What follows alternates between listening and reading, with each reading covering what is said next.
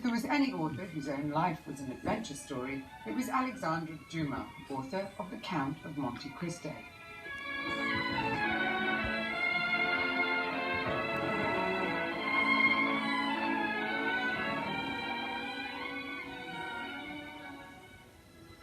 Dumas hobnobbed with Garibaldi in Italy and entertained the court of the Tsar in Russia, all the while escaping creditors who wanted repayment of debt incurred from such an extravagant lifestyle across the continent. However, it was the author's father who actually outshone him when it came to a life of daring-do. Thomas Alexandre Dumas had been born in Saint-Domingue to Marie Cécile Dumas, a woman of African descent, and a French marquis named Alexandre, making him a child of aristocracy and slavery at the same time. He was enlisted in the French army, where he rose to the rank of general at a remarkably young age. He later clashed with Napoleon Bonaparte himself during the French Wars of Revolution and spent time locked away in a prison for 2 years when captured in the Kingdom of Naples. It's no surprise, then, that he was such an inspiration for his son's works, particularly The Count of Monte Cristo. How did I escape? With difficulty. How did I plan this moment? With pleasure. The Count of Monte Cristo is the story of Edmond Dantes, who escapes his unjust imprisonment in the notorious Chateau d'If and seeks his revenge against the men who betrayed him. It was a sensation across Europe at the time of its publication, and it's been adapted for the big screen dozens of times, the most famous version seeing Robert Donat taking on the role of Dantes. But everyone has heard of the Sparta family fortune. I have, since boyhood. A buried treasure, wasn't it? Dating from ancient Rome. Well, for 20 years, I was librarian and tutor to the Duke de Sparta. He had no children and made me his sole heir. I planned to use it to ease suffering humanity. But this so enraged the old Duke's enemies, who planned after his death to seize the fortune for themselves, that they submitted me first to torture and then threw me into prison in an effort to force from me the secret hiding place which I alone know. Together, we will dig our way to freedom, and one half the treasure shall be yours. The success of the novel allowed Dumas to replicate the actions of his hero Edmond Dantes, who comes into great wealth and reinvents himself as the mysterious Count of Monte Cristo. Dumas purchased a lavish property near Paris and renamed it the Chateau de Monte Cristo, and a smaller building on the site was renamed the Chateau d'If. Dumas was truly able to bring his adventure to life.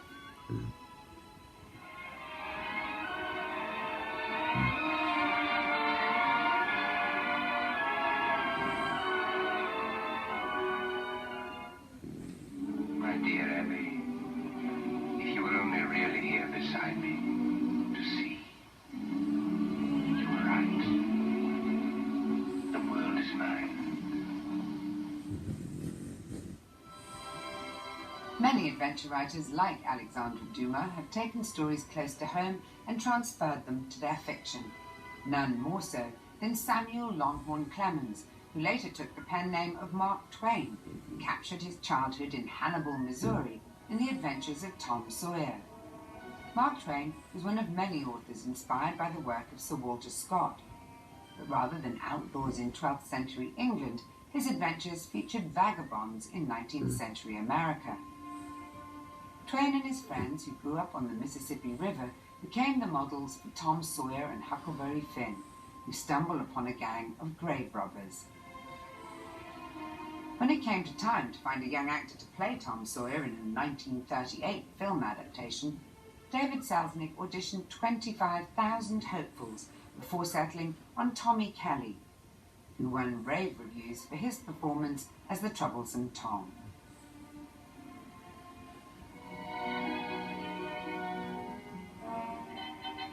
I'm Captain Mariella, the one-eyed terror of the Mississippi. And if you don't dig for treasure, that's committing mutiny. Oh, I've blown the plank 10 times already. I'm sick of committing mutiny.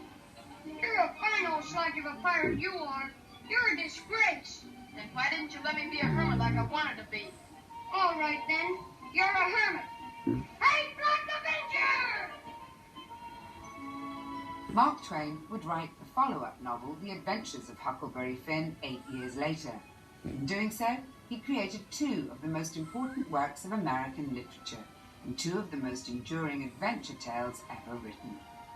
Even later in his career, Twain would abandon the realistic settings for his novel and had Tom Sawyer and Huckleberry Finn working as amateur detectives and travelling to Africa in a hot air balloon. He likely got his inspiration for this voyage from another successful adventure writer of the period, Jules Verne. Verne's career had taken off itself when he published a story in 1863 called 5 Weeks in a Balloon, or Journeys and Discoveries in Africa by Three Englishmen. Almost a decade later, he would return to balloon rides and to English travellers with Phileas Fogg and Around the World in 80 Days, one of the greatest adventure tales ever written. In the story, Fogg accepts a wager to make the title journey, starting and ending at the Reform Club in London, and travels with his faithful French valet, Jean Passepartout, all the while being mistaken for a bank robber.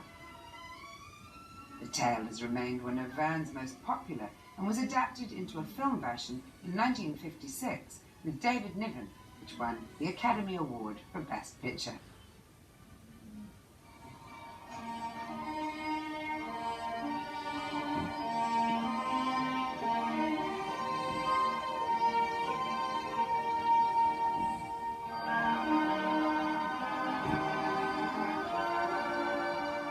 Now, it's really very simple. We empty out some sand, and we go up. Then we pull this, and with any luck, we come down. I imagine we release some gas in the top of the balloon. Gas, Mr. Fogg. I forgot to turn off the gas in my room. No matter, we'll continue to burn at your expense.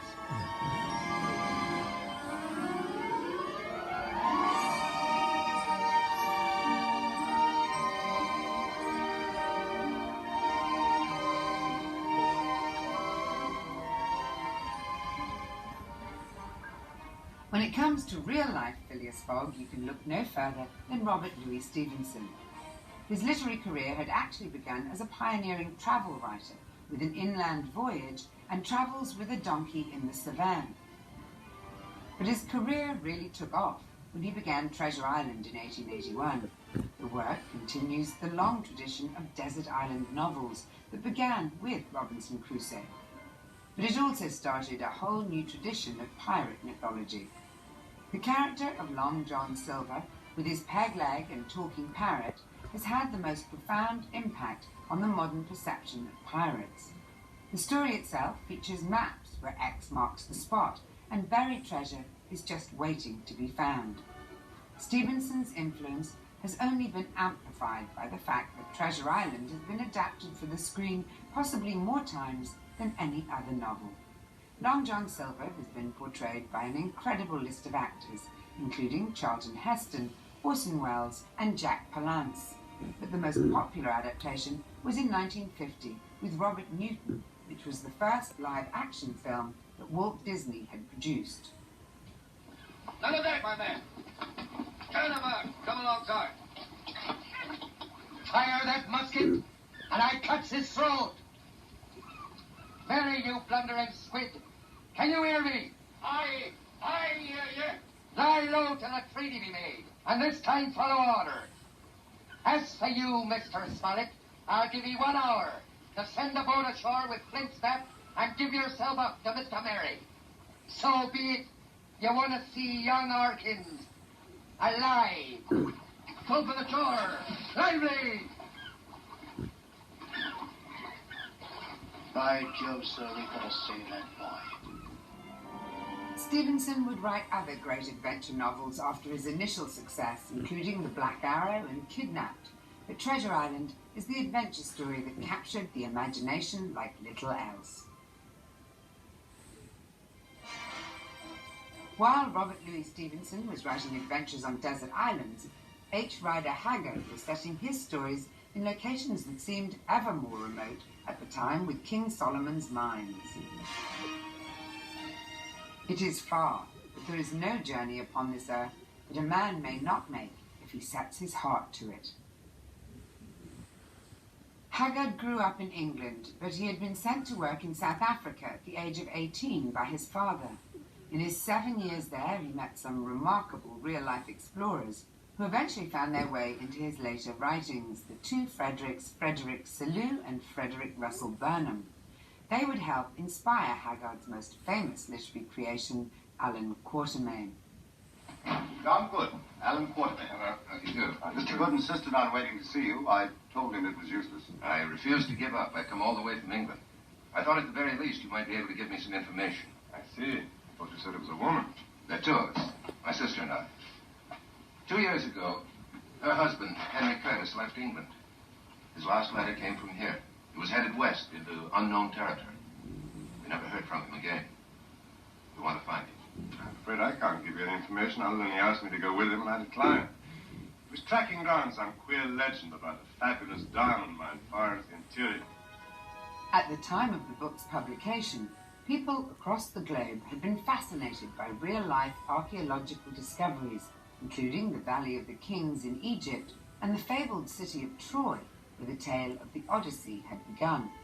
It was no surprise then that they were drawn towards fictional tales of discovery as well. Haggard's success had helped popularize the Lost World literary genre, and he would soon be followed by the likes of Arthur Conan Doyle, who had his own imposing adventurer, Professor Challenger, who was also based on a real-life figure, the explorer Percy Fawcett. But Haggard, like so many authors, owed much to the work of Jules Verne, who had been a pioneer in the subject of lost worlds with Journey to the Centre of the Earth, another of his most enduring novels, and one that was adapted into the popular 1959 film starring James Mason.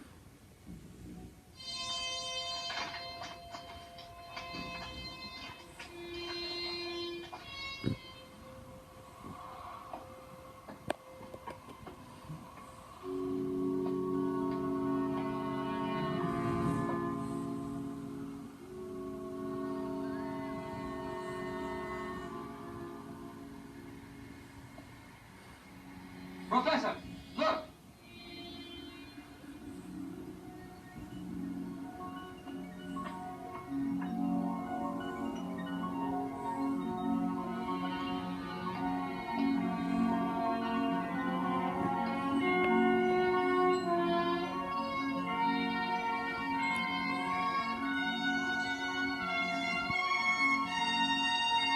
There's our gateway.